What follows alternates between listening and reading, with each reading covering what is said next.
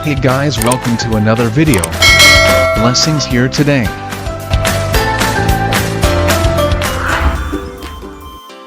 Magandang buhay mga ka-blessings. Mula Luzon, Visayas at Mindanao.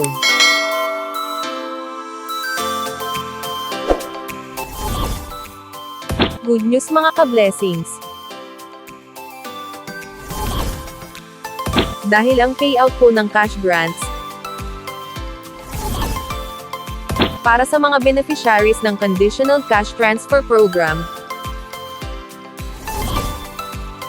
o Pantawid Pamilyang Pilipino Program ng DSWD ay nakaschedule na po ngayong araw, July 3, 2024, araw ng Miyerkules. Narito po ang payroll schedule para sa bawat rehiyon. Period 5, 2023, RCCT 1, CVS regular para sa Region 1, Region 2, Region 3, Region 4A, Region 5B, Region 7, Region 8, Region 9, Region 10, Region 11, Region 12, NCR, CAR, BERMM at Mimaropa. Period 2, 2023, RCCT 1, CVS regular, 4, initial regular para sa lahat ng regions.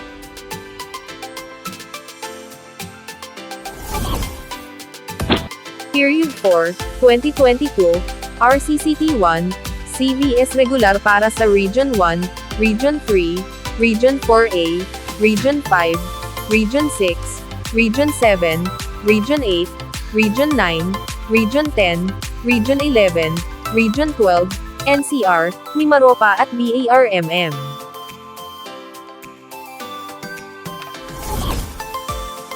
Period 5, 2023, additional 4-piece, listahan ng 3 households, 1. CVS regular para sa Region 5, Region 6, Region 7, Region 9, Region 10, Region 11, Region 12, NCR, Mimaropa at BERMM. Period 2, 2023, additional 4-piece, listahan ng 3 households, 1. CVS regular para sa Region 9, Region 10, Region 11, Region 12, Mimaropa at BERMM.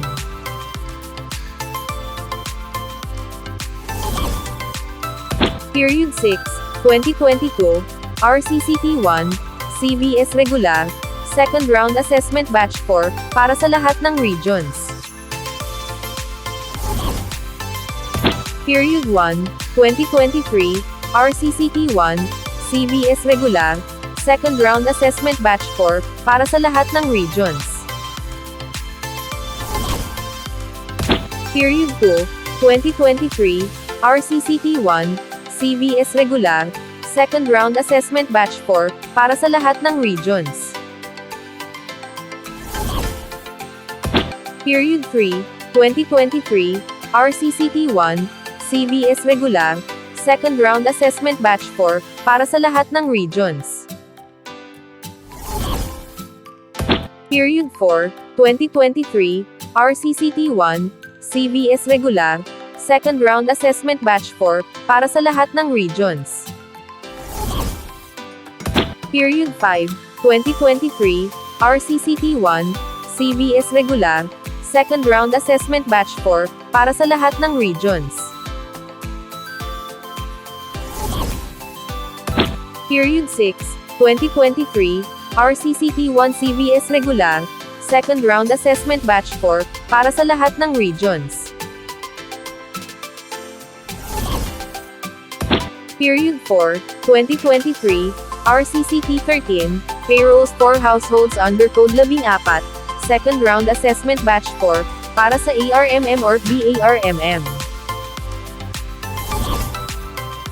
Period 5, 2023, RCCT 13, payrolls for households under Code 14, second round assessment batch 4, para sa Region 6 at 8. Period 6, 2023, RCCT 13, payrolls for households under Code 14, second round assessment batch 4, para sa Region 1, Region 3, Region 4A, Region 7, Region 8, Region 9 at ARMM or BARMM.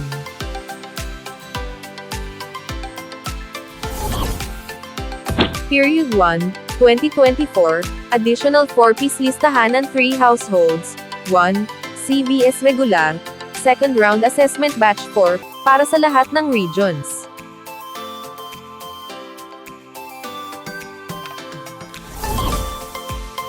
Ang monitoring period po ng P1, ay mula sa buwan ng Pebrero, hanggang Marso.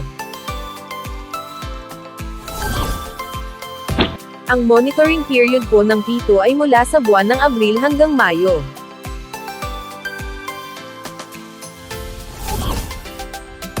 Ang monitoring period po ng P3 ay mula sa buwan ng Hunyo hanggang Hulyo.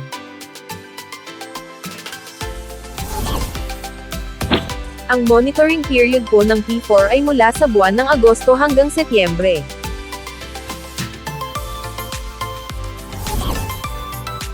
Ang monitoring period po ng P5 ay mula sa buwan ng Oktubre hanggang Nobyembre.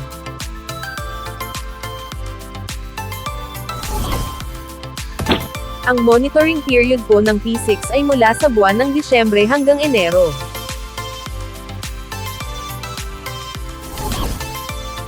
Ang kasama po sa listahan ng 3, ay ang third batch, at pinakabagong batch ng 4-piece beneficiaries, na nakasama noong 2022.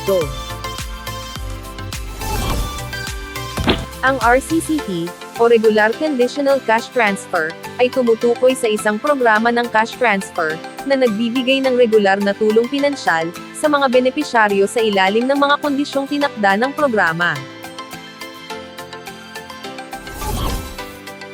Ang retro payment po ay ang grants na ibinibigay, upang mapunan ang mga nakaraang buwan na hindi nabayaran, o yung mga na-hold na grants, habang isinasagawa ang assessment. Ngayon ka-blessings, kung alam mong kasama ka sa payout, ay maaari nyo na pong i-check, ang inyong balance account sa Landbank mobile app. Antayin lamang pong pumasok, ang inyong cash grant sa inyong account. Dahil tuloy-tuloy po ang crediting ng Landbank sa inyong mga account. Ngayong araw din ka-blessings, July 3, 2024, araw ng Miyerkules,